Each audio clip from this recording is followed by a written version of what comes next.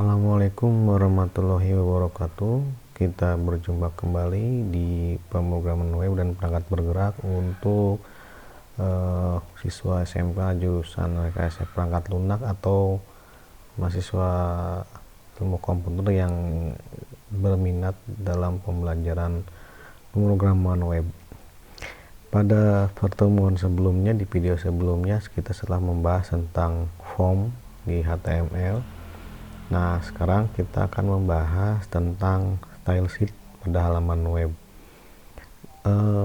Pada pertemuan sebelum di video sebelumnya, untuk mempercantik halaman web, misalnya merubah jenis huruf, menambah gambar, warna dan sebagainya, itu kita menggunakan atribut yang menempel pada masing-masing tag.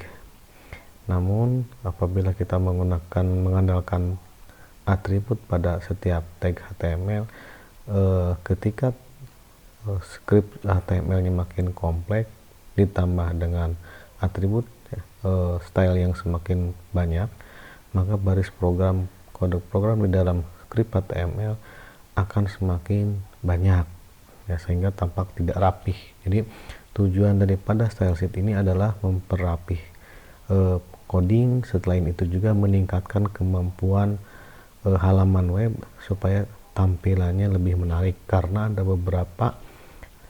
ada banyak atribut di CSS yang tidak bisa dilakukan oleh atribut di tag HTML. Kita mulai saja, ya. Di sini kita mulai dulu pengertiannya. Pengertian daripada style sheet, atau kita singkat saja CSS, ya. CSS itu kepanjangan dari cascading style sheet, yang sering disingkat CSS. Nah, CSS ini merupakan sebuah bahasa script yang digunakan untuk mengatur tampilan dokumen HTML. Jadi kalau diibaratkan di dalam kehidupan sehari-hari, HTML itu adalah orangnya, gitu kan, orangnya. Atau ketika diibaratkan dalam seorang perempuan, CSS itu adalah seorang perempuan yang polos, tanpa make up, ya, seadanya, gitu kan. Nah, sedangkan CSS itu adalah seorang perempuan ketika setelah bermake up, gitu kan. Anda bisa membandingkan mana perempuan yang sebelum bermake up dan setelah bermake up, mana yang lebih menarik, mana yang lebih cantik, gitu kan. Pasti yang yang setelah bermake up, gitu kan. Nah, CSS ini yang mengatur bagaimana seharusnya elemen HTML ditampilkan. Misalnya tulisan berwarna biru, rata tengah, jenis huruf, dan seterusnya. Ya, ini tidak hanya untuk huruf, tetapi untuk tabel, untuk gambar dan lain-lain, bahkan layout halaman web. Ini adalah sintaks CSS-nya. Berikut ini adalah sintaks dasar pendefinisian CSS. Yang pertama, H1. H1 itu adalah tag HTML. Nah, tag yang digunakan untuk mendefinisikan CSS disebut selektor. Jadi ketika kita menyebutkan H1, maka aturan di sini akan diterapkan kepada seluruh H1. Kalau di sini adalah P, selektornya P, maka aturan-aturan CSS-nya akan diterapkan kepada tag P. Kalau selektornya adalah A, maka aturan-aturan ini adalah akan diterapkan kepada A, tag A. Nah, di sini adalah yang sebelah lingkaran ini, ya, sebelah kiri yang kecil disebutnya selektor, sedangkan yang kotak panjang ini disebutnya adalah pendeklarasian CSS. Nah, pendeklarasian itu minimal satu buah properti dan maksimal tidak ada batasan propertinya. Nah, setiap properti ini dibatasi dengan titik koma.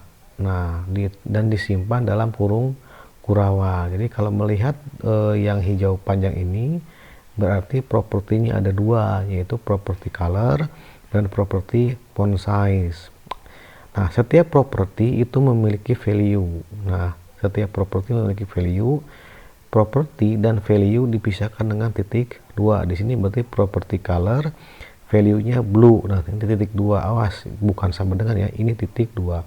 Beda dengan tag HTML. Di dalam HTML ada sebuah tag. Setiap tag memiliki properti, dan setiap properti memiliki value di mana propertinya dipisahkan dengan tanda sama dengan, itu tag HTML. Kalau di CSS pendeklarasiannya, propertinya dipisahkan dengan tanda titik 2 dengan value-nya. Berarti properti value. Setiap properti dipisahkan dengan titik koma. Kumpulan properti disimpan dalam kurung kurawal. Nah, itulah dasar daripada CSS. Sintaknya seperti itu. Nanti selektornya ada banyak, tidak hanya H saja, banyak ya. Nanti ini contoh saja. Seperti saya sebutkan, selektor itu menunjukkan tag HTML yang akan diubah stylenya. Deklarasi adalah blok program, blok yang berisi satu atau beberapa deklarasi yang dipisahkan titik koma, dan setiap deklarasi berisi nama properti dan nilai properti. Antara nilai dan nama dipisahkan dengan titik koma. Deklarasi CSS selalu diakhiri kurung dengan titik koma dan bloknya diapit kurung kurawal. Nah, ini aturannya, aturan pendefinisian CSS untuk CSS ya. Nah, next, fungsi jenis selektor. Tadi disebutkan ada selektor ya. Nah, selektor itu ada 3 jenis ya di sini. Yang pertama adalah tag HTML P1, H1. Yang tadi disebutkan di sini adalah H1 selektornya. Di sini selain H1 bisa saja P1, H1, body, image, table, HR, UL, dan semua tag yang pernah Anda pelajari di materi-materi sebelumnya itu bisa dijadikan sebagai selektor. Artinya dia bisa diterapkan CSS filenya. Nah, selain itu kita bisa menggunakan property ID pada tag HTML. Misalnya ada div ID-nya menu, ada tag P punya ID namanya subjudul, ada tabel punya ID namanya tabel data siswa, atau juga bisa menggunakan properti kelas ya, atau atribut kelas atau atribut, boleh properti ID atau properti kelas, atau atribut ID atau atribut kelas sama saja ya. Di sini div kelas menu, div kelas, jadi hanya membedakan di sini ID, di sini kelas. Kalau di sini tanpa ID, tanpa kelas, langsung ke tagnya saja. Nah, itulah 3 jenis selektornya. Jadi ada, kalau disebutkan ada berapa jenis selektor, ada 3 ya di sini ya. Saya sampaikan di sini, yang saya sampaikan cuma 3. Tag HTML, atribut ID pada tag, atau atribut kelas pada tag. Nah, metode penyisipan CSS. Nah, metode penyisipan CSS itu ada 3. Ini yang akan dibahas. Yang pertama adalah inline style. Bagaimana cara melakukannya? Cara melakukannya adalah menggunakan atribut style pada tag HTML. Nah, sebagai contoh di sini saya membuat sebuah menu link, hyperlink sederhana yang telah kita pelajari di pertemuan sebelumnya. Cukup menggunakan tag A ditambah ref, sebutkan tujuannya, yang ini ke file download PHP, ini teks labelnya download, dan A-nya ditutup. Kalau kita jalankan, maka hasil daripada sintak ini adalah tulisan download berwarna biru dan bergaris bawah. Jadi ini adalah link biasa. Bagaimana kalau kita terapkan CSS-nya supaya dia tampak menjadi sebuah tombol? Maka caranya adalah seperti ini. Nah, tag A yang tadi setelah download, tambahkan style baru, atribut style, kurung buka, kutip-kutip. Nah, di dalam tanda kutip ini masukkan ya deklarasinya, properti dan value properti. Nah, di sini ada properti bordernya lebarnya 1 pixel, bentuk garisnya solid atau garis penuh, warna bordernya warna bingkainya hijau, text decoration berarti non. Nah, tadinya asalnya linknya warna ada garis bawah, ketika diberikan properti CSS text decoration non, artinya garis bawahnya hilang. Perhatikan sih, garis bawahnya menjadi hilang. Padding 10 px artinya ada jarak antara tulisan dengan ujung tombol 10 pixel. Nah, Anda perhatikan di sini. Anda boleh simulasi ya, bersimulasi mengganti 20, 30 dan seterusnya, terserah. Background color. Nah, background color itu adalah warna properti background strip color itu adalah untuk latar belakang tombol ini. Ini warnanya hijau, menggunakan kode warna 008000 menggunakan tanda hashtag. Ini adalah kode warna menggunakan heksadesimal. Anda boleh ganti dengan red, green, blue dan seterusnya. Tapi saya sarankan gunakan warna heksadesimal. Kalau background color untuk warna latar hijau ini, kalau color property color untuk tulisannya ini FFFF berarti warna putih. Kalau ada ganti dengan 0000 berarti warna hitam. Anda boleh ganti red, green dan seterusnya. Nah, di sini ada properti baru lagi, border radius 5 pixel. Artinya Anda lihat sebelah pinggir ini, pinggir kiri bawah, kanan dan seterusnya. Itu agak melengkung. Nah, itulah yang menjadikan dia melengkung menggunakan border radius 5 px. Silakan Anda gunakan, coba dirubah menjadi 10 px, 20 px dan seterusnya. Nah, ketika dijalankan hasilnya akan lebih bagus seperti ini. Coba bandingkan dengan yang ini, yang tanpa CSS. Mana yang lebih menarik? Ini kan? Nah, inilah fungsi daripada CSS. Jadi, mempercantik tampilan halaman web yang tadinya monoton seperti ini, sekarang mah yang namanya linknya berubah menjadi tombol warna hijau dengan tulisan warna putih. Ini menyisipkan secara inline script, artinya CSS-nya disimpan di dalam tag HTML menggunakan atribut style. Apa kelemahannya? Anda perhatikan, kelemahannya adalah scriptnya yang tadinya pendek ditambahkan CSS menggunakan inline style, maka script HTML untuk tag A saja menjadi sangat banyak, menjadi 3 baris. Nah, kebayang kalau misalnya kita punya banyak href, ya nanti akan diulang-ulang, padahal perintahnya sama, membuat background hijau dengan tulisan putih seperti ini, akan diulang-ulang, copy paste. Jadi yang tadinya cuma 3 baris jadi 9 baris dan seterusnya. Inilah kelemahan daripada inline CSS. Jadi bagaimana caranya? Caranya kita gunakan yang kedua, yaitu internal CSS. Nah, kalau inline CSS disimpan di dalam tag, sedangkan internal CSS disimpan di dalam file HTML-nya, ya, atau file PHP-nya tanpa menempel di tag yang ada CSS-nya. Nah, bagaimana caranya? Caranya Anda mengetik tag pembuka style dan tag penutup style setelah title dan sebelum atau di dalam section head ini ya. Nah, biasanya Anda membuat dokumen HTML head dan head tutup, di bawah head, di dalam head ada title. Nah, sekarang tambahan, Anda mengetik yang baru, setelah title Anda buatkan style seperti ini. Artinya kita akan membuat style sheet. Nah, setelah itu silahkan diketik CSS-nya. Bagaimana caranya? Caranya adalah seperti tadi, sebutkan selektornya. Nah, selektornya huruf A, ini tag A, maka ketik A, artinya aturan ini akan ditempelkan kepada A ini, A. Nah, script yang tadi, yang di tag di inline tadi, Anda boleh ketik ulang atau boleh cut atau copy paste, simpan di sini. Nah, Anda perhatikan sama dengan yang ini. Kalau ini ngetiknya ke lurus terus ke kanan, kalau di sini Anda boleh bebas. Setelah titik koma enter, setelah titik koma enter. Nah, dan perhatikan bagian baris 18, hrefnya tidak berubah, tetap seperti semula, tidak ada penambahan apapun, dia tetap rapih, simple, cuman stylenya dipindahkan di atas. Nah, perhatikan ya, begitu dijalankan hasilnya akan tetap sama, yaitu tombol hijau dengan warna tulisan putih. Nah, sekarang bandingkan mana yang lebih rapi. Jadi kalau Anda membuat A yang kedua, misalnya ahref, misalnya login, nah tanpa menyebutkan apa-apa, maka A yang kedua pun otomatis akan membuat tombol baru dengan tulisan login, warna putih, dan tombolnya warna hijau. Padahal kita cuma sekali membuat stylenya kan. Nah, tapi karena kita mendefinisikan A, maka setiap kita membuat A yang baru akan selalu membuat tombol yang baru.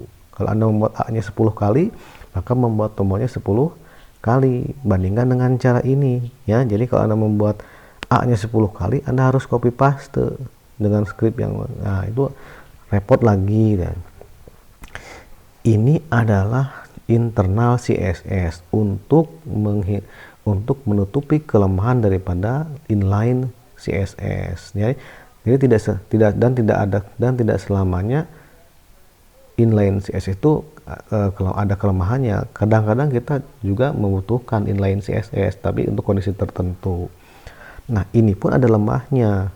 Ketika CSS-nya makin banyak, stylenya makin banyak, di sini kan cuma berapa baris, dari baris ke-6 sampai baris 13, berarti sekitar 7 baris ya untuk pengaturan ahref saja.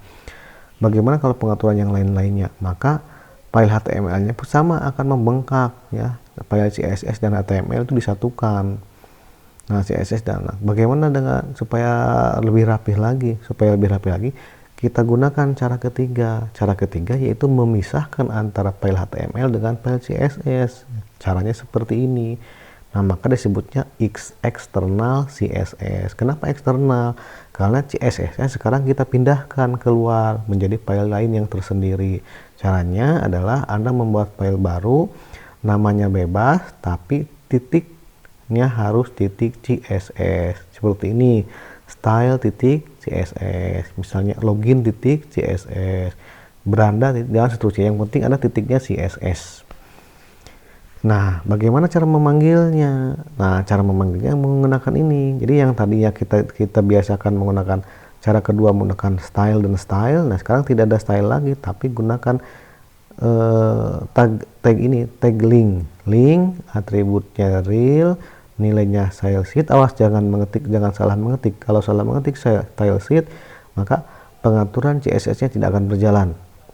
Berikutnya adalah rep. Rep ini menunjuk file CSS. Jadi kalau file CSS-nya kita simpan dengan nama style.css, maka kita panggil style CSS. Kalau login.css ya kita panggil dengan login CSS. Jadi rep, atribut rep menyebutkan file CSS-nya, sedangkan untuk atribut rel menyebutkan tipenya, yaitu style sheet. Awas jangan salah ketik, misalnya e-nya kurang 1 atau e-nya kurang dan nggak ada e-nya. Itu ketika salah mengetik, meskipun filenya betul dipanggil style CSS dan ada isinya, halaman webnya nggak akan berubah, HTML-nya tidak akan memberikan efek.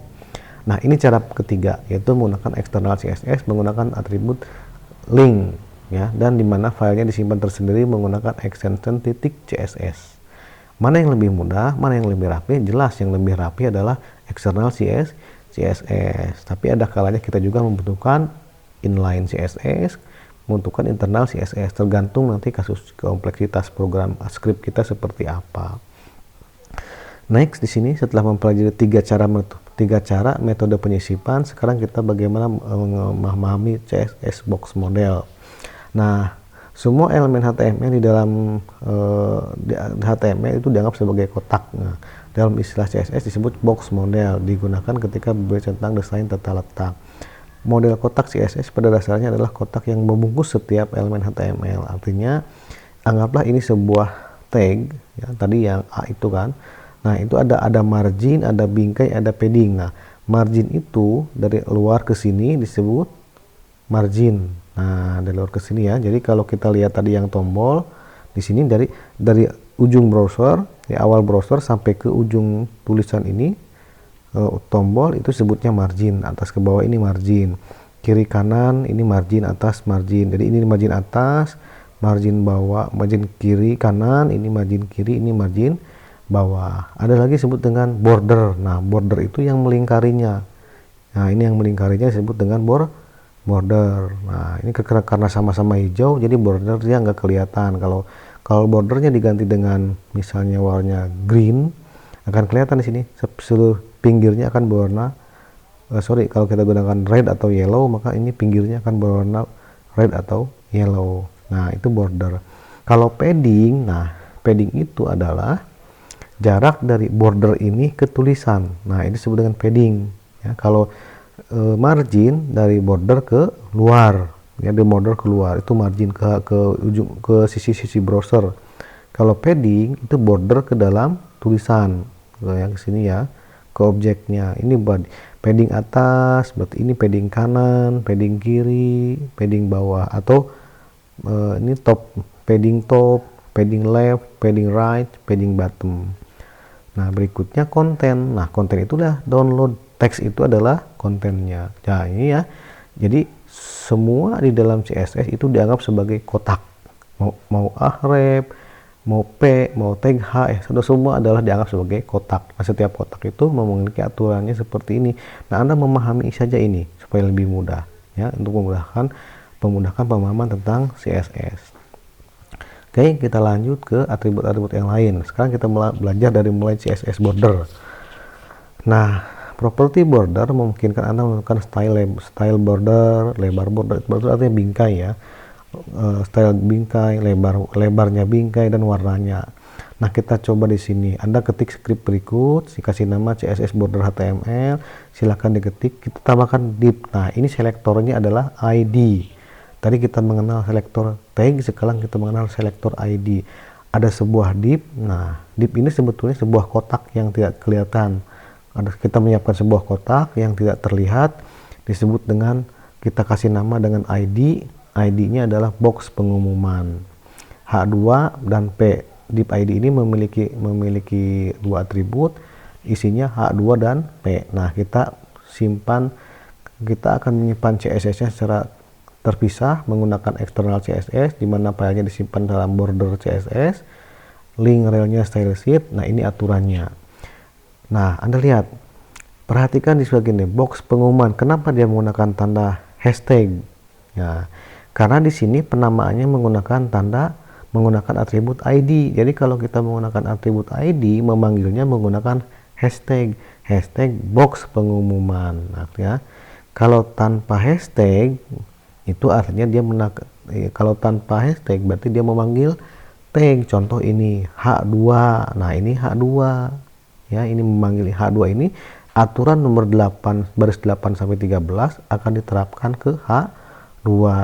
Aturan 15 sampai 19 akan diterapkan ke dalam P. Nah, gitu kan.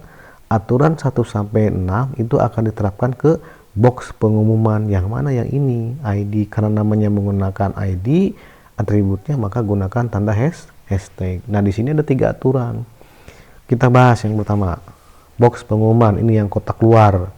Pertama, padding 0 px, berarti 0 px, 10 px padding. Nah, di sini berarti dari ujung-ujung border ini ke dalam. Nah, ke dalam itu adalah 10 pixel, kiri kanan, atas bawah itu 10 pixel. Bordernya 10 pixel. Nah, bordernya hijau ini lebarnya adalah 10 pixel. Double artinya garisnya 2. Nih, lihat garisnya ganda 2. Warnanya, kode warnanya ini 008.000, artinya warna hijau.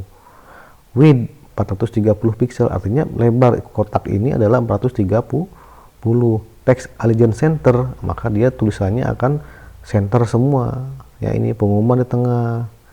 Nah, sebenarnya kalau misalnya rata kiri berarti left kanan, right, rata kiri kanan just TV. Maka keluarlah kotak hijau garis 2 seperti ini. H2 pengumuman. Nah, lihat di sini pengumuman padding 10 px, berarti dari kotak ini yang putus-putus jaraknya 10 pixel atas bawah. Terus lebarnya 400, dari sini ke sini 400. Teksnya allegiance center. Kenapa? Karena dia di bawah, karena di dalam box pengumuman center, maka dia ke bawah jadi center. Bordernya 2 pixel, ini 2 kecil, ya, tipis, 2 pixel. Tipenya dash. Nah, berarti dia putus-putus, dash itu putus-putus. Warnanya sama, hijau. Border radiusnya 20, lihat ujungnya melengkung, ya, bulat tuh 20. Itu border radius. Nah, sedangkan untuk tag P, kita atur lagi border radiusnya, kita kecilkan 5 pixel, maka hasilnya dia tidak terlalu melengkung, hanya tumpul gitu, ya. Cuman yang membedakan ini bordernya 5 pixel tapi bentuknya dotted, artinya titik-titik. Nah, lihat di sini, perhatikan di CSS border rapih, ya, nggak ada atribut apa-apa, tidak penuh dengan atribut yang lain, tapi pengaturan atribut untuk mempercantik halaman web kita simpan di file sendiri, ya. Kelihatan rapi, ya. Nah, ini adalah hari ini kita bagian sini belajar CSS border. Inilah, ya, border bagian sini. Border yang lainnya adalah untuk variasi yang lainnya. Akan kita gunakan kembali padding, width, dan lain-lain kita kembangkan kembali. Next, ada warna. Nah, pewarnaan. Ada 2 pewarnaan, yaitu pewarnaan latar belakang dan pewarnaan teks, ya. Kalau pewarnaan latar belakang gunakan properti background color. Awas di sini strip ya, jangan spasi, jangan underscore, tapi strip. Background color warna, selector color. Nah, kalau background color berarti latar belakang, kalau color berarti teksnya. Contoh di sini. Masih yang tadi ya, yang tadi cek, Anda simpan kembali namanya CSS HTML, bikin pengumuman. Nah, sekarang kita ganti box pengumumannya, kita rubah, tambahkan dari yang tadi ini, yang pertama ini ya, yang ini yang back border CSS yang pertama. Nah, kita simpan namanya menjadi color CSS. Nah, ini ganti jadi color CSS tapi di save as saja. Nah, ini background color hashtag 1A berarti box pengumuman itu seluruhnya adalah warna hitam, hampir hitam kotak, bukan hitam sebetulnya, ini adalah coklat ya. Nah, berikutnya apa lagi, yang H2 color. Nah, ini H2 itu yang pengumuman jadi warna kuning ya. Nah, untuk yang P-nya ada P-nya adalah warna apa tadi. Nah, ini warnanya 2E, BE dan yang wakilnya hijau ya, hijau seperti ini. Anda lihatnya di sini ada color, ada background color. Bedanya adalah di sini ya, background color untuk backgroundnya, sedangkan color untuk tulisannya. Kalau colornya ada di H2 berarti yang berubah warnanya H2. Kalau colornya ada di P maka yang berubahnya yang P. Nah, seterusnya ya. Nah, itu contohnya. Ini untuk CSS warna hanya dua, background color sama color. Nah, untuk metode pewarnaannya ini ada 3 cara. Pewarnaan pertama menggunakan nama warna, misalnya tomato, orange, blue, medium sea green dan seterusnya. Nah, saya juga tidak menghafalkan seluruh warnanya. Anda bisa cari warnanya di sini ya, di http color name. Nah, di situ ada banyak namanya, Anda tinggal gunakan saja. Jadi kalau kita mau menggunakan warna tomato, warna tomat, orange merah gitu ya, Anda tinggal ganti saja di sini color sama dengan tomato ya, atau background color sama dengan .2 tomato, tinggal ganti saja. Atau yang kedua, cara penggunaannya menggunakan kode warna heksadesimal seperti ini ya. Ini yang kita gunakan tadi adalah cara yang kedua, heksadesimal. Formatnya adalah diawali dengan tanda hashtag, jumlah digitnya ada 6 digit ya. Setiap digit yang berlaku adalah huruf A sampai huruf F, baik besar atau kecil, plus 0 sampai 9 karena dia adalah bilangan heksadesimal. Naik ke sini ya, pewarnaan menggunakan kode RGB. Sini misalnya RGB itu red, G itu green, B itu blue. Jadi campuran 3 warna pokok, 3 warna primary. Red 126, green 175, B 1160 atau dan seterusnya. Nah, Anda terserah mau menggunakan yang mana ya. Anda tinggal cari saja di sini ya, di Google pewarnaan untuk CSS. Nah, ini ada 3 jenis pewarnaan menggunakan nama warna, menggunakan kode warna heksadesimal dan kode warna RGB. Anda terserah, Anda sesuai kebutuhan Anda sebagai desain untuk halaman webnya. CSS background. Nah, background tadi kita bahas tentang background di dalam halaman CSS. Menggunakan CSS itu ada bisa menggunakan background warna, bisa menggunakan background gambar. Yang tadi kita pelajari seluruhnya adalah menggunakan warna. Ini background color, kode warna. Ada lagi satu, background dengan gambar. Apa yang membedakannya? Yang membedakannya adalah propertinya. Kalau background dengan warna menggunakan background color, kalau background dengan gambar gunakan background strip image. Titik 2 URL, sebutkan file gambarnya, lokasi file gambarnya dan nama filenya. Ini contohnya. Sebagai contoh, perhatikan di sini. Nah, kita rubah ya. Nah, di sini saya teksnya nggak berubah ya, CSS background. Anda ketik kembali scriptnya, namanya CSS HTML. Anda ketik kembali sintaknya, kita perjelas. Yang lainnya sama, nggak berubah. Yang berubah yang mana? Yang berubah adalah ini. Background image URL papan tulis JPEG. Artinya saya punya sebuah gambar bernama papan tulis JPEG disimpan satu lokasi dengan file CSS dan file HTML-nya. Nah, seperti ini ya. Maka ketika di refresh itu akan tampil seperti ini, seperti papan tulis karena kita punya filenya berbentuk file foto berupa papan tulis. Nah, di sini ada background repeat. Artinya backgroundnya tidak diulang-ulang ke kiri maupun atau ke kanan ya. Jadi kalau Anda punya gambar bata, satu buah bata merah misalnya, no repeat, maka batanya cuma satu di sini, nempel satu. Tapi kalau repeat ke kiri, maka batanya akan menyusun ke kiri. Repeatnya ke bawah, maka batanya akan menyusun ke bawah. Jadi satu layar penuh dengan bata yang diulang-ulang. Nah, di sini saya tidak memberikan perulangan gambar, maka bagian atribut background repeatnya no repeat. Nah, silakan Anda cari di referensinya yang lain bagaimana merepeat background gambar ya, supaya bisa menggambarkan gambar yang berulang, misalnya seperti keramik ya, yang atau batu bata dan terusnya, supaya tampilannya seperti itu. Nah, ini contoh, hanya menambahin saja background image, URL kurung buka, sebutkan nama filenya, dan ingat nama filenya ini kalau di sini berarti asumsinya satu lokasi dengan CSS dan satu HTML. Kalau ada foldernya, punya folder gambar, di dalam gambar itu ada file papan tulis JPEG, maka gambar garis miring papan tulis ini ya. Oke, cukup jelas, kita lanjut next. Kita bahas CSS text. Kalau tadi gambar, sekarang kita CSS. Nah, untuk teks itu bisa kita punya sekian atribut untuk ngelola teks ya. Nah, sebelumnya ada CSS tag mengatur atribut tag HTML. Menggunakan tag memiliki keterbatasan. CSS tag menyempurnakannya. Yang pertama, color. Ini text color. Contoh kan, ini color. Ini kita sebetulnya mengulangi yang tadi ya. Color blue. Makanya lihat di sini. Bagian judul di bagian H2 itu warnanya biru. Tapi kita punya yang baru nih. Text letter spacing 10 px. Nah, di sini letter spacing itu artinya jarak antar huruf. Nah, 10 pixel ya. Itu letter spacing. Text allegiance artinya dia perataan, ratanya tengah, rata tengah. Text transform uppercase berarti kalau kita ngetik tulisan kecil, ketika diberikan text transform tampil di browser bukan tulisan kecil tapi otomatis menjadi besar. Atau text transformnya lowercase, maka kalau kita mengetik di HTML-nya tulisan besar, maka tampilnya adalah tulisan kecil. Gitu ya, paham ya? Jadi uppercase itu merubah huruf kecil menjadi besar, kapital, sedangkan lowercase merubah huruf kapital menjadi huruf kecil.